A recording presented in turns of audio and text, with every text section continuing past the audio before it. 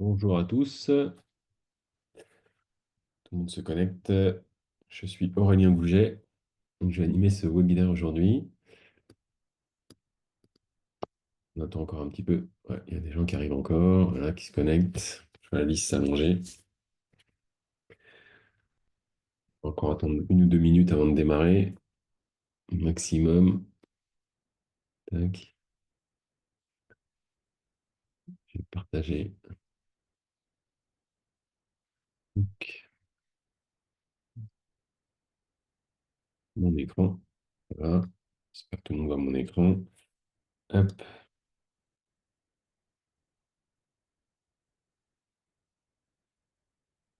il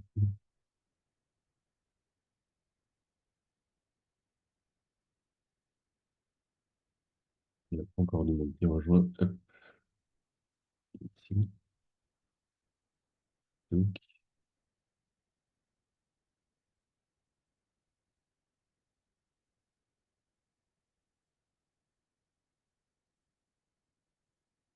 au complet, je vais démarrer la session. Je vais partir en mode slideshow, ça sera plus sympa. Voilà, c'est plus grand. Il y a le chat. Je vais vous ouvrir le chat ici. Hop, voilà. Est-ce que tout le monde voit bien mon écran? Si vous pouvez faire un petit retour dans le chat, si tout est OK de votre côté, le son. Si j'ai quelques OK qui me disent que tout va bien, je pense que je vais commencer.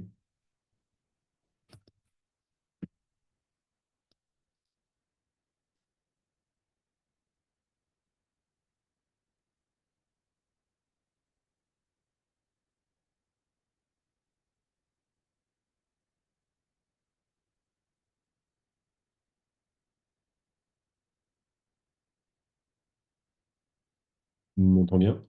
Le son est parfait?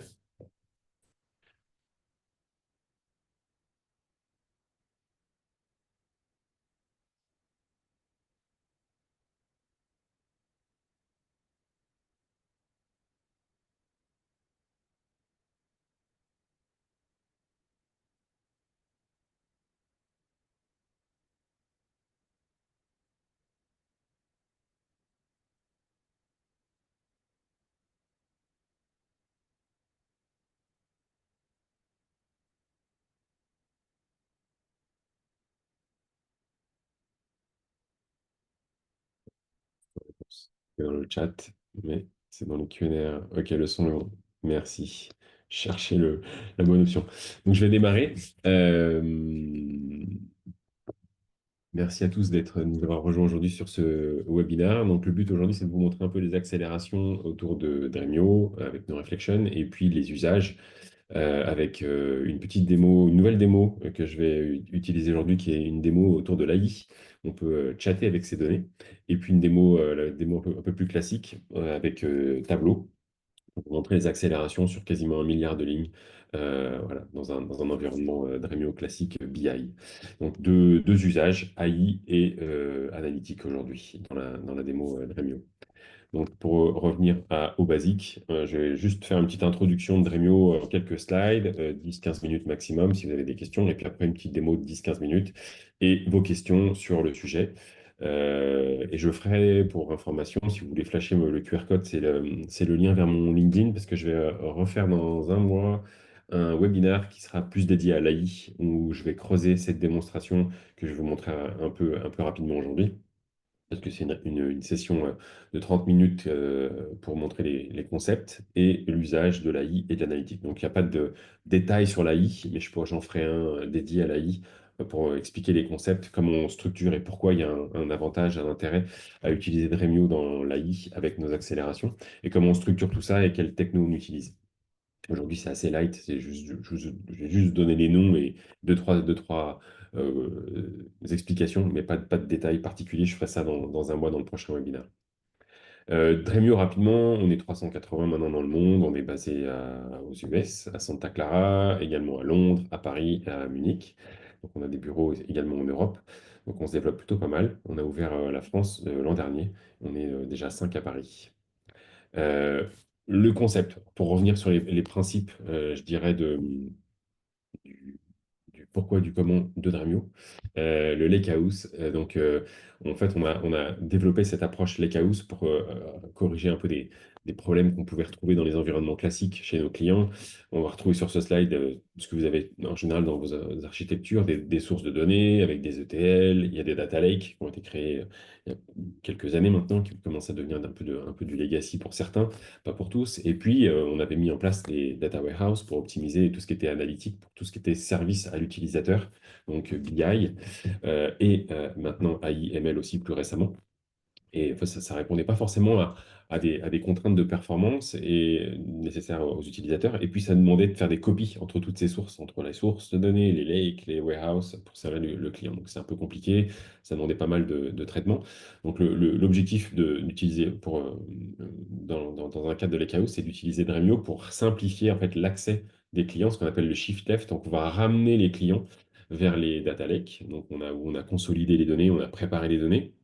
Donc, on ne va pas forcément connecter des sources. On peut le faire un peu dans Dremio, mais ce n'est pas forcément l'usage. C'est plutôt de se concentrer sur la partie lake et de créer un lake aussi en utilisant du iceberg avec du catalogue Polaris, par exemple d'accélérer en fait l'usage des utilisateurs. Donc le but, c'est vraiment, la philosophie, c'est de ramener l'expérience utilisateur, le client, le data citizen, un confort dans l'usage, dans le discovery de ces données, dans le parcours de ces données. Donc le but est de ramener cette idée du data product, où l'utilisateur va pouvoir créer un data product qui est un terme plus métier, où il va pouvoir classer ses environnements, ses besoins, finance, marketing, ses domaines, ses spaces, ce qu'on appelle les spaces, pour utiliser en fait un environnement qui va être vraiment lié à son métier, à son usage. L'utilisateur final se soucie peu de savoir si ces données elles sont dans Databricks, dans Hadoop, dans du S3, dans du Snowflake, dans une base de données Oracle. Au final, ce qu'il veut, c'est pouvoir analyser ses ventes, créer son dashboard, ses engagements de clients, son churn, ses systèmes d'IoT, par exemple, tout, voilà, d'avoir une vision métier et pas forcément technique. Donc là, on est là pour consolider sur les lakes et pouvoir ramener en fait cette vision unifiée pour les utilisateurs et de ramener après de l'information, comme le lineage, la recherche d'éléments de tag. On peut taguer des éléments, je vais vous montrer tout à l'heure dans la UI, et d'avoir cette vision plutôt métier et de faire ce lien entre les data scientists, data analystes et les data engineers qui préparent les données. Donc, on est vraiment une plateforme d'unification des profils plus techniques avec les profils métiers et on va accélérer l'expérience utilisateur par l'usage de Reflection. C'est notre technologie que je vais vous montrer tout à l'heure. Voilà, donc ça, c'est un peu la vision globale de la plateforme. On peut se connecter donc à pas mal de sources. Les sources, les nouveaux, on va dire, les nouveaux lakes comme Snowflake ou Databricks en mode cloud. On peut aussi faire du on-prem. On l'a vu il y a un mois, on a fait un webinaire avec Minayo pour montrer la partie on-prem, full on-prem d'une plateforme data. Donc, c'est aussi possible de faire que du full on-prem ou de gérer aussi son environnement Dremio en cloud avec ses propres environnements Kubernetes, par exemple. Donc, on pousse pas mal cette approche-là. Donc, on peut se connecter à toutes ces différentes sources, ces buckets S3, ces sources de données type RDBMS classique. On peut avoir du Kafka aussi, qui peut écrire dans du Iceberg, qu'on va pouvoir par la suite requêter. Et tout ça avec donc un moteur SQL et une capacité à créer des accélérations automatiques dans le système. C'est une fonctionnalité qui arrive dans la version 26 qui arrive dans un mois. Là, aujourd'hui, on les fait à la main, mais on avait aussi des recommandations et dans un mois, elles seront complètement automatiques où l'utilisateur pourra laisser la main au système pour accélérer les requêtes des utilisateurs dans la BI et dans l'AI et dans les notebooks de data science, par exemple, également. Donc, le Dremio Lakehouse, l'approche, c'est vraiment de reposer sur ces performances importantes qui sont liées à la mise en place de Reflection. On a notre SQL Engine forcément derrière qui permet de faire des requêtes SQL sur le système. Un point important également, on intègre également la partie catalogue Apache Polaris et on va avoir également la capacité de créer ces tables en mode iceberg. Donc ça, c'est également quelque chose qui est disponible dans le système. On ne fait pas que du select, on sait faire aussi de l'insert et de l'update. Et le but, c'est de déployer des applications, des cas d'usage, comme on va le voir aujourd'hui avec cette petite démo aussi autour de l'AI, pour requêter des données en mode langage. Voilà, donc j'ai passé à la démo. Est-ce que vous avez des questions déjà sur les quelques slides? Et juste pour introduire le sujet, je vais vous montrer un peu maintenant comment ça se passe au niveau de la UI.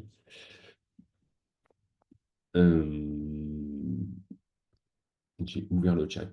Je vois les discussions. J'ai eu deux, trois messages. Le chat fonctionne dans les questions-réponses. Donc, je vais passer sur la partie démo.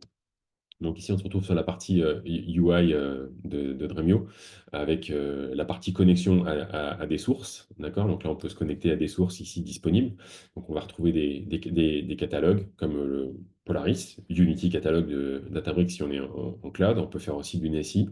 Ça peut être aussi en on-prem. On a des object storage. Donc object storage, ça peut être des object storage cloud ou on-prem, comme le Minayo qu'on a vu là, il y a un mois. Ça peut être des NAS, du Azure Storage et tous les stockages possibles. On a également BigQuery qui est dispo, mais qui n'apparaît pas là, mais je ne l'ai pas activé, mais qui est également disponible. On a du Mongo, du MySQL, Oracle, Postgres. On peut faire du Snowflake en direct ou par le catalogue Polaris qu'on a vu là-haut. Snowflake propose Polaris, donc on peut avoir du Polaris du Snowflake par Polaris, pardon, du Teradata, du Vertica. Voilà. Donc toutes les grandes, on va dire, les sources classiques qu'on peut retrouver dans un environnement de données. Et une fois qu'on a connecté ces objects et ces bases, on va retrouver par exemple ici une base Postgre où j'ai une source météo que je vais utiliser dans ma démo. Voilà, on peut requêter une table Postgre ou MySQL ici très simplement. On peut avoir un accès à Snowflake ici qu'on retrouve, que je n'ai pas intégré dans ma démo, mais on peut retrouver les bases. Là, je suis connecté sur la partie base de Snowflake. Voilà, on trouve, on peut parcourir le contenu d'une base Snowflake sans passer par le catalogue ici dans l'exemple. Je suis en mode database. Et on a ici un environnement S3 également. Donc, on peut avoir un environnement file system, ça c'est du file, et ici c'est du object storage. Voilà. Donc, on a ici un environnement avec la démo, la fameuse démo taxi que je vais utiliser aujourd'hui. Donc là, on peut requêter des sources physiques. Donc là, on voit toutes les données en discovery. On voit qu'on a 23 colonnes. Donc là, je le fais vraiment en mode physique, c'est-à-dire que là, le petit onglet violet indique que c'est la source technique, on va dire ici. Donc là, j'ai déjà 10 000 jobs qui ont tourné sur cette source, qui est une source de fichiers parquet dans un environnement S3. Donc après, j'ai structuré tout ça. On va commencer à organiser un peu tout ça et non pas mettre à disposition uniquement la partie physique aux utilisateurs. Donc tu peux avoir des couches bronze ici qui permettent d'organiser mes datasets. Donc ça passe en vert au niveau des couleurs, c'est ce qu'on voyait tout à l'heure sur le slide. Là, quand on est en vert, en fait, on a créé des vues qui permettent d'avoir après des détails. On peut mettre des tags, c'est ce que j'ai mis ici. On est sur une vue bronze, c'est New York City, c'est les taxis, c'est sur du AWS S3. Donc là, j'ai précisé des petits tags qui me permettent de les rechercher après dans la barre de recherche ici. Là, j'ai mis un peu de détails dans une page wiki. Je peux dire voilà, quelles sont les colonnes. Là, je peux documenter un peu mon dataset avec des exemples de requêtes, par exemple, que je peux mettre ici.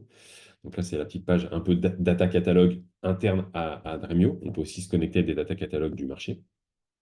Et donc là, je peux voir après comment est constituée cette requête de Taxi S3. Donc là, c'est juste un accès physique parce que je suis là sur la couche bronze, je ne fais pas de tri. Donc j'ai un accès direct. Là, j'ai le taxi lookup parce que je vais récupérer la base de mes zones GPS. Donc j'ai juste fait un accès à ma base physique. Et là, par contre, j'ai la partie météo où je sélectionne les dates de météo qui m'intéressent et les colonnes voilà, de météo. Ça, c'est la partie bronze, c'est le premier accès. Et après, au niveau silver, je vais voir que je commence à structurer un peu plus. Donc là, j'ai ma partie géo où je vais consolider. Là, j'ai une requête SQL qui permet de consolider mes données latitude et longitude dans mon système. Donc, je vais pouvoir faire des joins sur ma longitude et ma latitude entre le taxi lookup et ma base taxi, ici, dans le bronze. Donc là, j'ai mes deux sources bronze que je groupe. Je peux voir le lineage ici. Donc là, je vois que j'ai le lineage qui me permet de créer cette vue, qui est utilisée par un enfant ici, une autre vue. Et là, j'ai le détail. Et si je veux, après me balader, je peux me balader en cliquant sur la source et je vois que j'arrive sur une source physique, ici en violet. Je peux me déplacer dans l'environnement comme ça. Ok.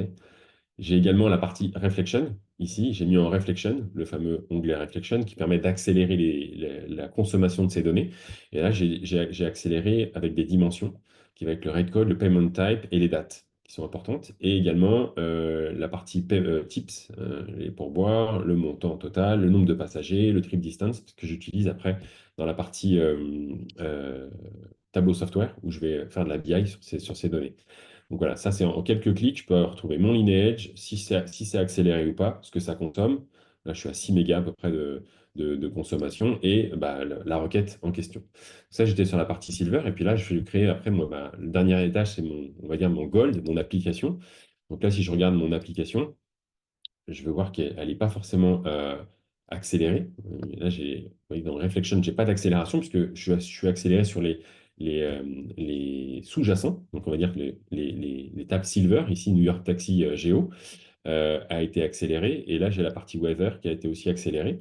Et là, je fais en fait une jointure entre mes New York Taxi avec mes longitudes, latitudes que j'ai créées tout à l'heure, le pick-up date et le drop-off, date and time. Et je vais joindre les données de taxi avec mes données de météo en faisant une jointure ici entre ce layer bronze et cette partie météo et mes taxis. Donc si je regarde le lineage ici, je vais retrouver ici la partie bronze weather. Si je clique dessus, je vois que cette partie-là est dans une base, dans la base Postgres, dans ma connexion Postgres que je vous ai montré tout à l'heure. Donc là, je vois que j'ai eu déjà 11 000 jobs sur cet environnement.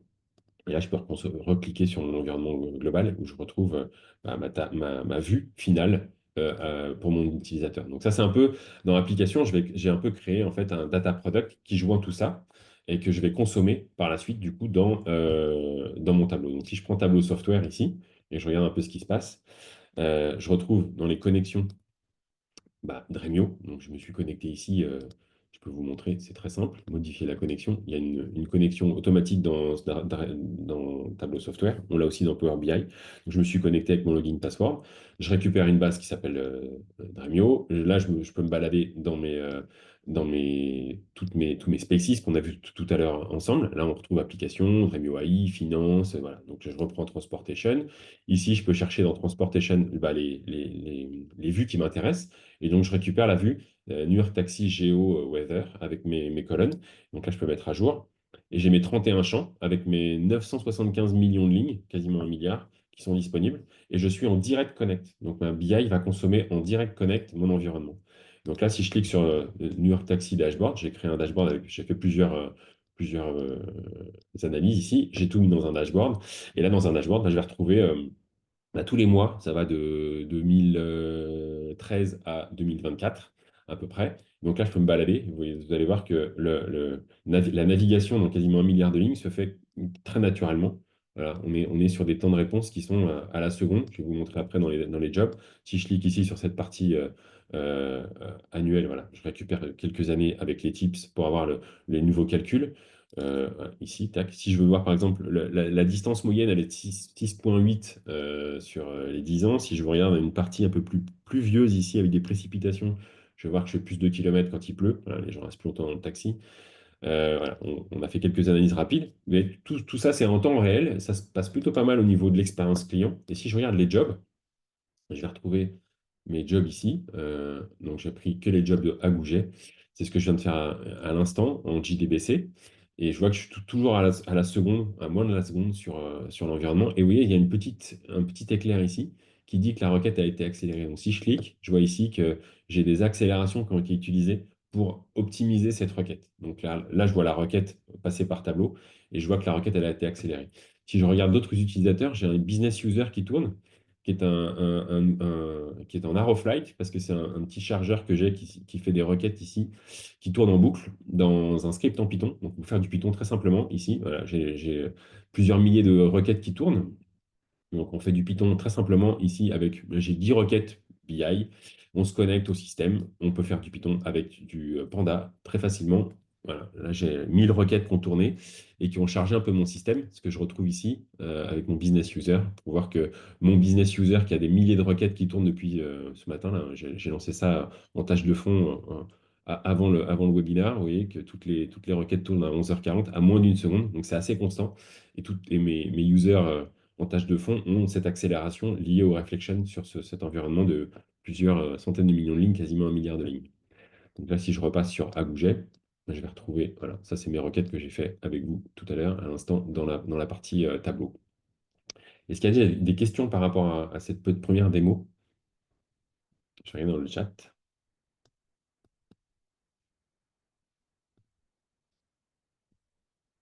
Non, pas de questions pour l'instant. Ok, la deuxième démo que je voulais vous montrer, je vais vous ramener. Je l'ai fait avec Visual Code ici. Hop, je vais l'amener ça ici. Donc, j'utilise en fait un serveur qui va être client en fait. C'est un serveur qui tourne sur AWS, dans lequel j'ai mis une démo en fait qui se trouve ici. Je vais vous partager le lien. C'est ici. C'est Alex Merced chez nous qui a partagé cette démo. Je peux la mettre dans le chat si vous voulez. Je peux mettre l'URL ici si vous voulez aller lire la doc. Tac. Hop. Vous voyez dans le chat la démo, j'ai mis le lien. Donc ça, c'est une démo qui a été créée récemment qui permet en fait d'intégrer LangChain et GPT ou Mistral. D'ailleurs, on peut choisir ces environnements et de créer un environnement qui est autour de clients, en fait, de purchase. C'est des customers, des products, des purchases, des store locations. On va retrouver ici dans la partie Dremio, hop, dans la partie application, Dremio AI. Alors, je vais aller dans le row. Ici, démo AI. Voilà, ça, c'est les quatre tables. En fait, c'est des CSV, c'est très simple. Customer, Product, Purchase et Store Location. Et on a créé en fait des vues dans la partie Silver, une vue qui s'appelle All Your Purchase, que je peux vous montrer. Là, c'est un peu basique. C'est le premier niveau. Et je vais creuser un peu plus pour vous montrer justement l'intérêt de segmenter, de créer des vues différentes. Donc là, j'ai 18 colonnes. Et en fait, ces différentes requêtes, enfin, ces différentes vues et tables sont accessibles par l'AI puisqu'on va en fait hop, je vais vous ouvrir un petit peu le script. Ça, c'est le script en Python, c'est l'application en Python qui permet de démarrer après un chat. Et en fait, on a tout simplement créé ce qu'on appelle des tools. C'est des outils que l'AI va être capable de choisir. Donc, c'est un tool, si ça, il a cette taille-là à peu près. Voilà. Et là, on lui met une description. On va lui dire ce que permet de faire cette requête. Là, on a un select Silver Dremio AI, c'est un select étoile. On peut ici avoir un select distinct de customer avec leurs adresses. Et en fait, l'AI va choisir en fonction du descriptif qui est indiqué ici et de ce qu'on lui pose comme question, va choisir le bon agent. Là, j'en ai mis que deux, on peut en mettre beaucoup plus, avec des agents dédiés à certaines tâches, trouver les commandes, les impayés, uniquement les adresses, uniquement les codes postaux, uniquement les villes, par exemple, si je veux faire de la recherche par ville. Donc, je pourrais spécialiser des agents. Voilà. Donc, ça, c'est pour vous donner un peu le fonctionnement. Ici, on a la partie import, donc on voit qu'on utilise LangChain. On peut utiliser du Mistral ou du OpenAI, donc c'est ce qu'on a mis ici en place. Dans mon exemple ici, qui tourne déjà, hein, qui est déjà démarré, on est en OpenAI. On peut avoir également, ici, je l'ai mis en commentaire parce que je n'ai pas créé de compte encore, je n'ai pas mis de crédit sur Mistral, mais on peut avoir une partie Mistral ici et ne pas utiliser OpenAI. On peut aussi utiliser un environnement local. On peut faire tourner si vous avez après des machines quoi, assez puissantes, on-prem, on peut utiliser par exemple du Mistral on-prem et utiliser cet accès. Donc une fois qu'on a mis ça en place, le script, je l'ai démarré. Je peux vous le laisser là à la limite, parce que la console va s'activer un petit peu quand je vais commencer à poser des questions. Je vais la mettre de côté. Hop, ici, la console qu'on voit là. Je vais ouvrir l'AI Agent ici. Hop là. Et je vais commencer à lui poser, je peux lui demander par exemple, comment peux-tu m'aider? Qu'est-ce qu'il est capable de faire pour moi? Là, ce que je ne vous ai pas montré tout à l'heure, là, ce qui est important, on voit, je lui parle en français, je peux lui parler en anglais, en italien, ce qu'on veut. On est sur de l'AI, donc il va automatiquement switcher. Mais ce que je voulais vous montrer, c'était la partie utile. Tac, ou non, c'était dans application. On a ici. Voilà, le prompt, pardon. Donc là, c'est comment on explique à l'agent ce qu'il va faire pour vous, à l'application. Donc on récupère aussi l'historique, mais on a préparé l'agent pour qu'il nous réponde en fait à des contextes, à un contexte business et avec l'étape qu'il a derrière. Donc là, on a donné le prompt. Donc quand je lui demande comment il peut m'aider, bah, il sait qu'il est capable de me répondre à des clients, à des questions sur des clients, des achats récents et les paiements. Donc je peux lui demander quels sont les achats, par exemple, récents. Là, pour l'instant, il n'y avait pas d'accès aux données. Il m'a juste répondu parce qu'il avait le descriptif. Là, je lui demande vraiment d'aller voir les données. Donc là, j'ai une machine hein, qui se connecte à mon système et qui va me requêter les achats récents sur mon système. Donc là, je vais aller voir les jobs. Il va me dire, bah, vous allez voir que la partie AI est allée requêter sur le système. Donc si je regarde les jobs, hop, c'est un peu long. On va juste vérifier que ça tourne. Ouais. Là, il y a un accès qui se fait à OpenAI. Donc, on voit qu'il a passé une requête. Je lui renvoie les données. Et là, il m'a répondu. Voilà. Donc, les achats récents, ils sont ici. Si je veux, par exemple, l'adresse de la personne en question, par exemple Marie Davis, que je vois ici. Je peux demander quelle est l'adresse, donne-moi l'adresse de Marie Davis. Là, il va aller chercher dans la partie optimisée pour cette partie-là. En principe, il y a une table plus rapide pour aller chercher la partie adresse. Donc là, il m'a donné un tableau, parce que je lui ai demandé dans le prompt de me donner les réponses en tableau. Et là, il va aller me chercher l'adresse de Marie Davis qui doit être disponible dans les. On va regarder dans les jobs ici. Hop, je vais choisir le user Dremio AI. Voilà. Je vais agrandir un peu la fenêtre. Donc là, on voit que ça tourne derrière. Tac, actualiser. Voilà. Et là, il a choisi soit la All Year Purchase, soit la Customer. Et là, il a récupéré la Customer et il m'a affiché, je vais vous montrer dans la partie Agent, il doit m'afficher l'adresse. C'est un peu long. Pourtant, il m'a récupéré le système, mais le but est de récupérer dans la partie table. Bizarre. Hein. Donc là, il se connecte. La machine n'est pas très rapide. J'ai mis une petite machine pour faire ça. Peut-être, je vais peut-être couper mon job derrière qui tourne dans ma partie démo. Ça je déchargerai un petit peu. Je pense que j'ai mon loader de requête BI qui tourne toujours, ouais, qui doit se finir, pas loin. Et si je regarde ici, voilà. Ah, l'effet démo. On va recharger la page de l'agent qui semble.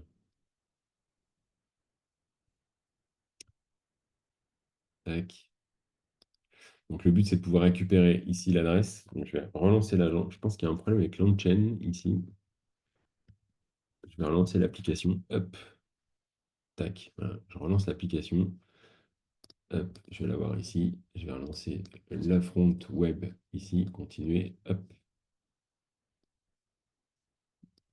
voilà. Je retrouve le contexte. Et si je lui demande en principe l'adresse de Marie Davis, il devrait me trouver l'adresse de Marie Davis. Donc là, il m'a rechargé le sujet. Et il se connecte, voilà, c'est beaucoup plus rapide. Voilà, il y avait un petit problème de synchro derrière, ça tournait depuis un moment. Donc là, voilà, il se connecte, et si je regarde les jobs derrière, dans la partie Dremio, vous allez voir que la partie Customers a été utilisée, voilà, avec le Dremio AI à 11h59 à l'instant. Donc il a récupéré l'adresse de Marie Davis ici à l'instant. Et je voudrais maintenant, par exemple, lui demander la liste des impayés, parce qu'il m'a dit qu'il pouvait faire ça pour moi au niveau des paiements. Donc, quelle est la liste des factures impayées? Donc là, on voit d'ailleurs que ça lance la requête et je récupère le résultat ici. Voilà, bah, on a Marie Davis qui en a payé. Voilà, donc là, on a un autre résultat et je vais lui demander par exemple les 10 meilleurs clients en total de quantité commandée. Donc là, il va me faire un peu de recherche. Qui sont les clients qui ont passé le plus de commandes. Donc, il va commencer à réfléchir un petit peu. Il récupère l'environnement et là, il me sort voilà, la liste des clients. Donc, ça, c'est un peu plus rapide.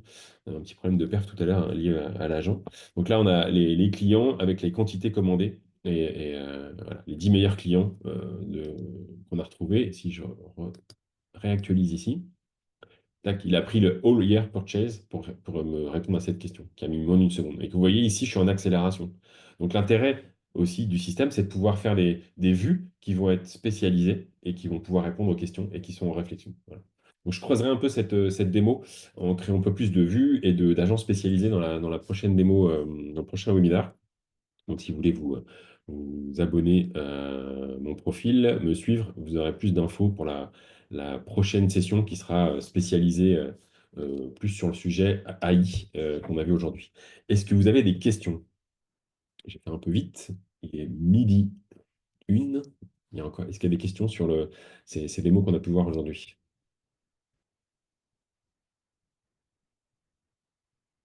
Le chat est ouvert en principe.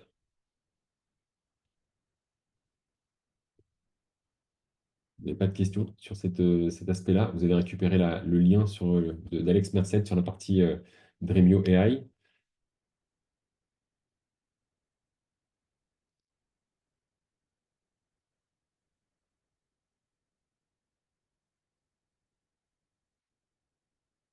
Non, pas de questions.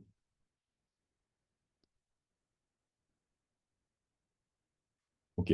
Si vous n'avez pas de questions, on va fermer le webinaire pour aujourd'hui. Et merci de votre participation. Et je reste à votre dispo si vous voulez poser des questions aussi. Vous pouvez m'en envoyer sur LinkedIn et suivre les prochains webinaires qui seront proposés. Merci à tous. Bonne fin de journée.